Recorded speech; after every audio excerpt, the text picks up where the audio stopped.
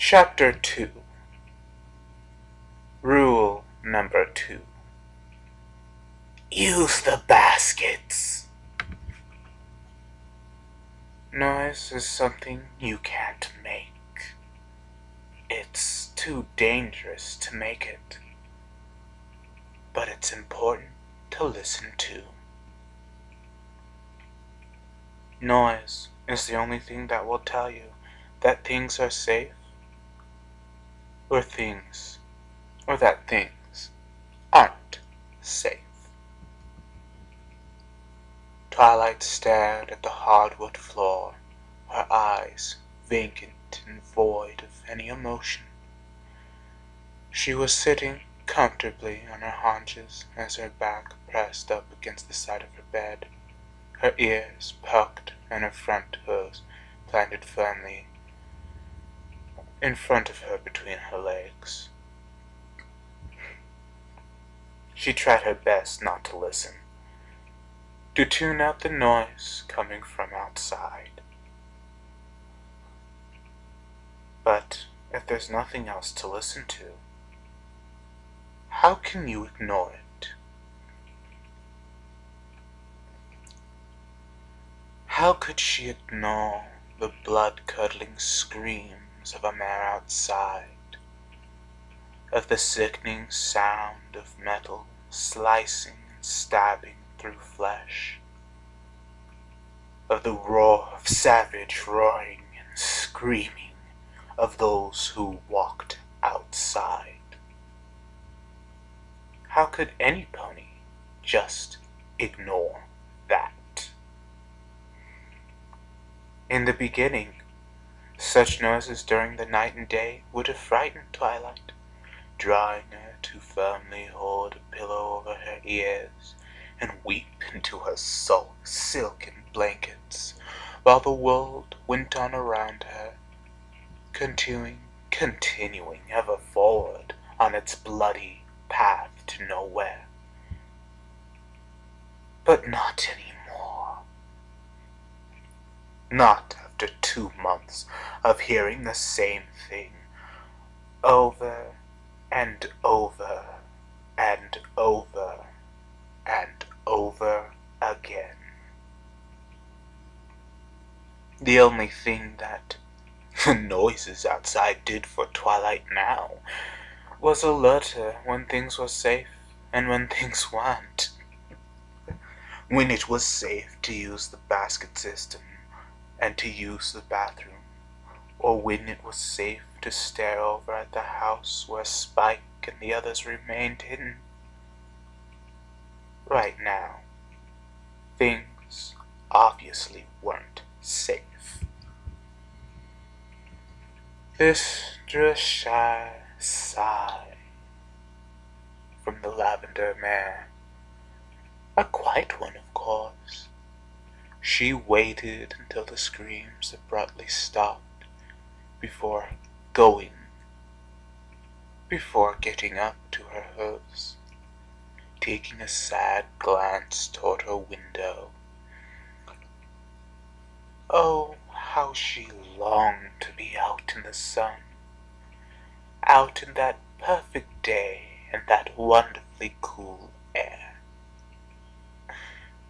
She shook her head rapidly at this, clearing her head of such insane notions, turned to head down the stairs. She had to sever the thought of normality, disbelief that the beauty of the outside was too alluring to resist. It was probably this thought that filled the poor mare's head right before those outside slaughtered her. She tried not to think about it, tried not to imagine the gleam that the knives, spears, and swords gave off in the sun, tried not to visualize how they looked as they sunk deep into the mare's flesh, gutting her and ripping at her insides, cutting her open and exposing her beating on to the shining rays. of the sun. Twilight's stomach gave a sudden heave, and she stopped for a moment at the middle of the staircase, taking a moment to put a hoof to her belly and take a few deep breaths. She had to keep it together for just a little longer.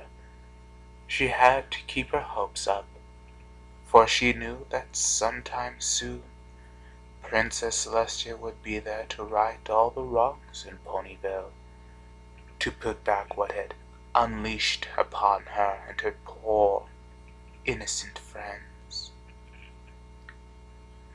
She put her hoof back down to take a step, found that she'd overstepped herself, and instead let herself step down on air. She let out an involuntary squeak as she tumbled forward, rolling down the stairs loudly and grunting with each heavy impact as she had against the steps. For 3 seconds she fell until she rolled forward one last time and fell with a loud thud on her back, the wind escaping her lungs and making her gasp for air. Noise had been made. Oh, who was she kidding? She thought to herself. After the 2 months since the first incident, some pony would have responded by now with help and aid. Princess Celestia would have acted. She would have done something. How could she just sit back and watch? She had to have known what was going on.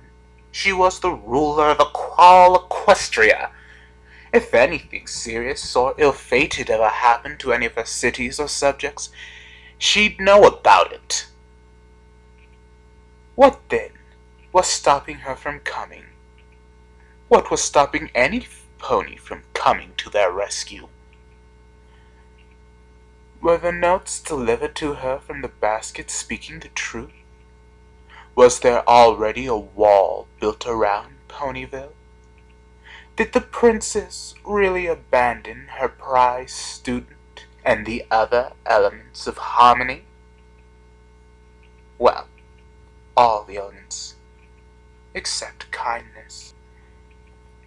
Twilight wondered where Fluttershy had gone, or what she was doing since her house was located outside the quarantine zone.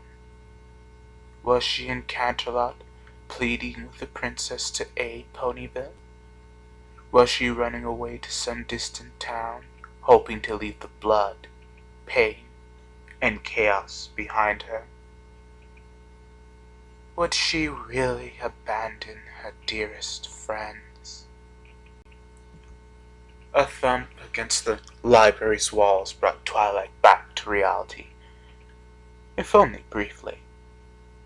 Her eyes were drooping, her head aching as it where it had smacked against one of the wooden steps. Another thump drew eyes toward one of the windows on her left, at the shadow that was passing in front of it. She shut her eyes, turning her head back towards the ceiling, and letting out the quietest whimper she could. Of course they had heard her. Who wouldn't be able to hear a pony fall down a set of stairs when the rest of the town was eerily quiet? As the thumping continued around the outside of her library, Twilight folded her front hooves over her belly and turned her head away from the window, getting as comfortable as she could against the hard floor. Minutes passed, minutes that dragged into an hour, and eventually an hour and a half, a length of time that eventually ended up with Twilight dozing off, giving her at least a short amount of time to let her mind recover, and once again try and piece together what exactly happened. What happened to every pony in Ponyville? What caused all of this to happen? What happened 2 months ago?